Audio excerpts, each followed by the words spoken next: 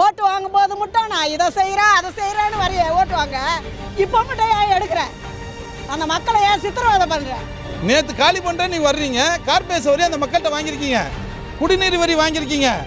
அவங்களுக்கு வந்து பார்த்தீங்கன்னா எவ்வளவு இப்போ ஏற்றப்பட்ட வரி போட்ட ஆர்டர் வாங்கி கூட அதிகாரிங்க யாரும் மதிக்கல. இன்னைக்கு வந்து என்ன சொல்றாங்கன்னா ஏரி கரண்ட் சொல்லி எடுக்கிறாங்க. இதை போட்ட ஆர்டர் எங்களுக்கு வந்து கன்சிடர் பண்ண சொல்லி ஆர்டர் போட்டிருக்குது 2012. 2008 ஆர்டர் எடுத்து வந்து கொடுக்குறாங்க அதிகாரி. இன்னைக்கு இது எந்த நியாயமும் கிடையாது. இன்னைக்கு வந்து ஃபீனிக்ஸ் மால் பார்த்தீங்கன்னாக்கா அதே சர்வே நம்பரில் தான் வருது. 123 சர்வே நம்பரில் தான் ஃபீனிக்ஸ் மால் வருது. டைடில் பார்க்கு பார்த்தீங்கன்னாக்கா அதுவும் வந்து ஏரி இடத்துல தான் கட்டியிருக்காங்க, வாட்டர் இதில் தான் கட்டியிருக்காங்க. இதெல்லாம் அப்ரூவ் படிச்சுட்டு இவங்க கிட்ட வரணும். அப்போ எதுக்கு வீட்டு வரி வாங்கினேன்? எதுக்கு தண்ணி வரி வாங்கினேன்?